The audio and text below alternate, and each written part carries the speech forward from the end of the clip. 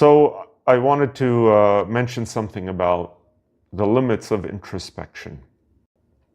I briefly touched on that in the last video, the limits of introspection. Despite our faith in self-reflection, much of what drives our behavior is inaccessible to introspection. I hope I have drilled this down right now. Inaccessible to introspection, our behavior. Our conscious explanations are often confabulations. What is this lovely word? This is made up. It's not true. So that's what some of our conscious explanations are. They're plausible stories we invent after the fact. And true self-knowledge comes more from observing our actions and seeking feedback than from simply looking inward, right? Observe your actions. Seek feedback from those around you, your friends, your family. That's going to be crucial. Not from simply looking inward. Oh gosh, if I had $1 for every online coach without bothering to look at their own repetitive destructive behavior. Maybe I just know one like that, not many, but Mother of God, the limits of introspection. So the unconscious is excellent at detecting patterns and responding to immediate threats, right? And repeat this so you get it. The conscious mind is better at planning for the future, reflecting on the past. Sometimes people live in the past forever, so you should know this stuff really well. And correcting errors, hopefully we're doing that. But evolution didn't design a perfect system. Remember, evolution, in my last talk I touched on this, animals, like animals, our unconscious, our adaptive unconscious developed before our conscious mind did to where it is today. With varying degrees, as as you may be well aware. So sometimes the two systems work at cross purposes, leading to errors, to biases, to rigid habits. All right, so why the heck does all this matter, Henry? Why are you telling us all of this? Make it useful and relevant. All right, 3 things here. Useful and relevant. So in terms of self-awareness and personal growth, and no, not through gratitude. Let's talk about it. Real self-knowledge. Most people believe they know why they do what they do, but research shows that much of our behavior is shaped by unconscious processes. We've been repeating this. Recognizing this helps you become more honest with yourself and opens the door to real personal growth, right? This is what opens the door to real personal growth.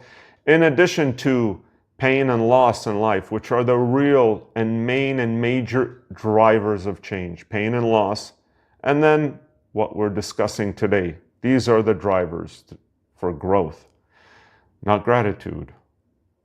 Also, if you understand that many habits are driven by unconscious patterns, you could design better strategies to change them rather than relying on willpower alone. Oh, I have spent so much time talking about willpower from a very deep psychological standpoint in some of my earlier videos. There's many videos on willpower, but you don't want to leave things up to willpower alone because it's energy intensive. It takes a lot of work. It's powerful and it's necessary, but why would you leave it up to that alone? You've got to devise better strategies to help yourself.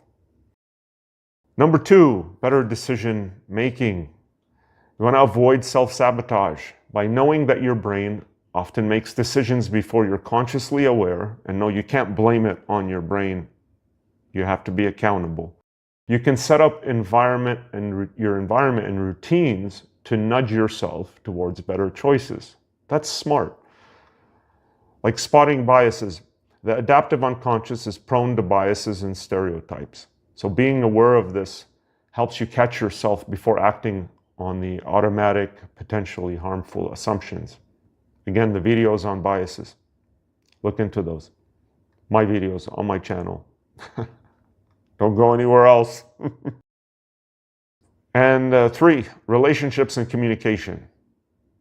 So understanding others. Everyone is influenced by unconscious processes. So that can make you more empathetic and less judgmental. Really, think about this. We are all influenced by unconscious processes. What is it? This biblical phrase, like, they know. What did Jesus say? Something about they don't know what they do, why they're doing what they're doing. But this is what it is. So we got to be a little bit more empathetic and less judgmental. People still need to be held accountable. Everyone needs to be held accountable for their actions, but we can be more empathetic and less judgmental. And when you know that both you and others sometimes act on autopilot, you're less likely to take things personally and maybe even find solutions. So a final fourth one is mental health and compassion. Reducing guilt and shame. Ooh, I have a wonderful video on reducing guilt and shame. Look up Henry's Millions and Guilt or Shame, or just scroll through the videos. It's a wonderful video based on some great research for self-forgiveness. So not all your impulses and actions are consciously chosen. Because of that, you can be kinder to yourself and reducing this some unnecessary guilt or shame. Be kinder to yourself. It's very important. And focus on observing your behavior, seeking feedback from others. We talked about that, rather than endlessly analyzing your thoughts. Ooh, do not get stuck in that. So most of your decisions and actions originate unconsciously. This sense of free will and conscious control is, in part, an illusion. And if you found this exploration eye-opening, please share your thoughts in the comments and let me know what surprised you most about how your mind works. Stay tuned for more deep dives into the mysteries of psychology and the mind.